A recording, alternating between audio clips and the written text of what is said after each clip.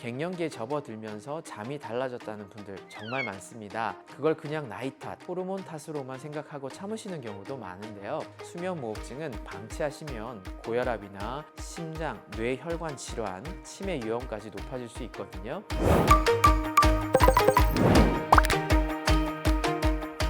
안녕하세요. 귀, 코, 목은 닥터 찬찬 김호찬 원장입니다. 갱년기 여성의 40에서 60%가 수면 장애를 겪는다는 사실 알고 계셨나요? 그중 상당수는 수면 무호흡증이 원인입니다. 그런데 문제는 여성분들은 코골이나 수면 무호흡증을 부끄러워하셔서 병원 내원을 꺼리시는 경우도 많습니다. 잠을 자도 개운하지가 않아요. 낮에 너무 졸려요. 요즘 깜빡깜빡 하는 게 심해졌어요. 대부분 갱년기 증상이려니 하고 넘기시는데 검사해보시면 코골이 수면무호흡증과 관련된 경우가 많습니다. 오늘은 갱년기와 수면무호흡증의 관계, 그리고 어떻게 확인하고 치료할 수 있는지 말씀드릴게요.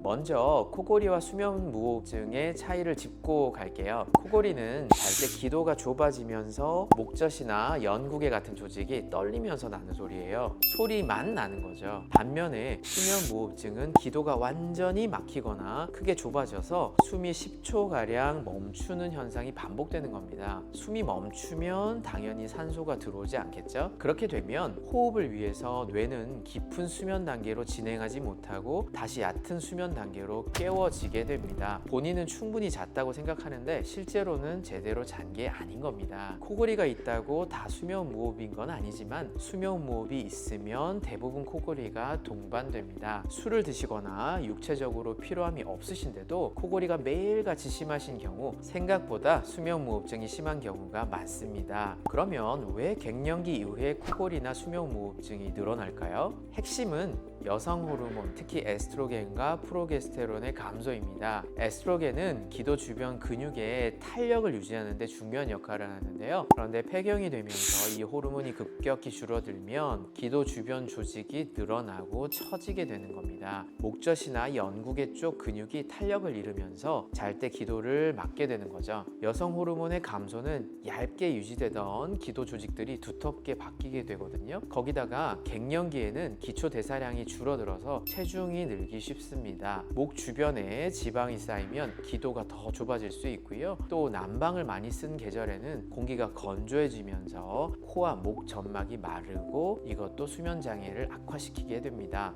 문제는 여성 수면 무호흡은 남성과 증상이 좀 다르다는 거예요. 남성 수면 무호흡은요, 대부분 심한 코골이와 주간 졸음으로 나타나게 됩니다. 그런데 여성은 좀 다릅니다. 코골이보다는 다른 증상을 주로 많이 호소를 하시거든요. 불면증이 대표적입니다. 잠들기가 어렵거나 자다가 자주 깨거나 새벽에 일찍 눈이 떠지는 거죠. 그래서 수면제를 찾으시는 분들이 많은데요. 원인을 해결하지 못한 채 수면제만 복용해서는 근본적인 해결이 안 됩니다. 오히려 3주 이상 장기간 복용하면 의존성이 생기고요. 불면증을 더 악화시킬 수도 있습니다. 우울감이나 감정의 기복, 아침 두통, 야간에 자주 소변이 마렵거나 그리고 혈압이나 혈당 조절이 갑자기 안 되는 것까지 이런 증상들이 여러 개 겹쳐 있다면 갱년기 탓으로만 돌리지 마시고요. 수면 무호흡증을 의심해 보셔야 합니다.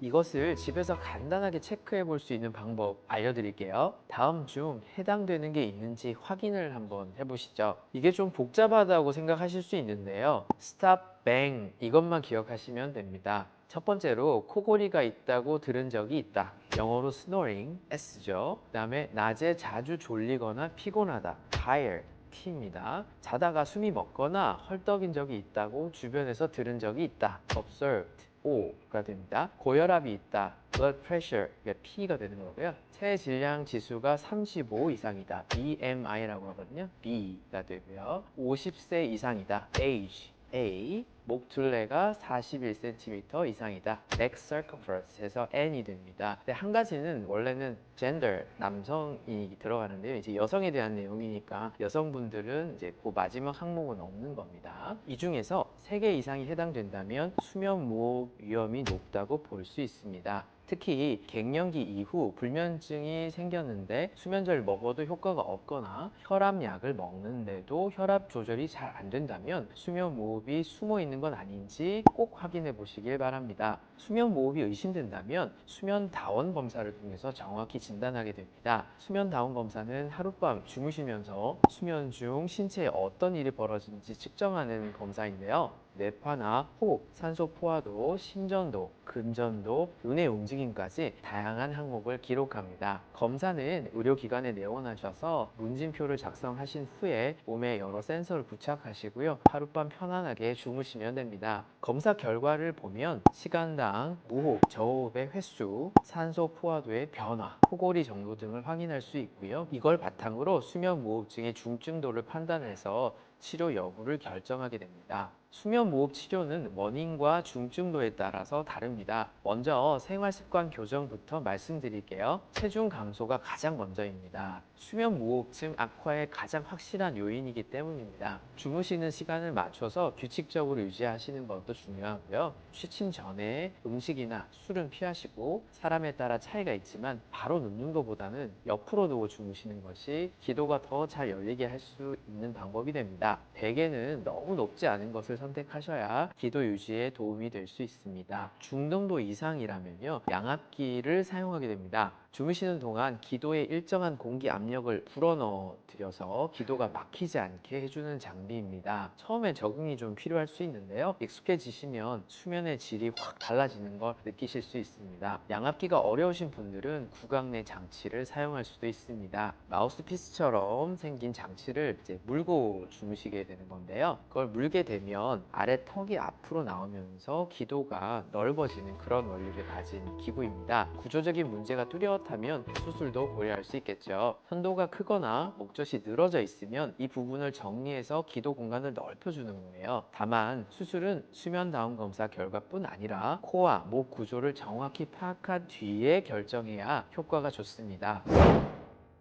갱년기에 접어들면서 잠이 달라졌다는 분들 정말 많습니다. 그걸 그냥 나이 탓, 호르몬 탓으로만 생각하고 참으시는 경우도 많은데요. 수면무호흡증은 방치하시면 고혈압이나 심장, 뇌혈관 질환, 치매 위험까지 높아질 수 있거든요. 반대로 제대로 진단받고 치료를 빨리 하신다면 아침이 달라집니다. 개운하게 일어나시고 낮에 졸림증도 없고 머리가 맑아지는 걸 느끼실 수 있어요. 혹시 요즘 주무셔도 잔 것 같지 않다거나 가족이 코골이가 심해졌다고 하거나 낮에 유독 피곤하고 집중이 안 되신다면 수면다운 검사 한번 받아보시는 게 좋겠습니다. 원인을 찾으면 해결책도 있어요. 갱년기라서 어쩔 수 없다고 포기하지 마시고요, 편안하게 상담 받아보시길 바랍니다. 저희 서울아산 이비인후과는 유럽 수면학회 인증 전문의가 직접 수면다운 검사부터 치료까지 진행하고 있습니다. 예약이나 상담은 병원으로 문의해주세요. 오늘 영상이 도움이 되셨다면 구독과 좋아요 부탁드리고요. 주변에 수면 문제로 고민이신 분들께 이 영상 공유해 주세요. 지금까지 서울아산 이비인후과 김호찬 원장이었습니다.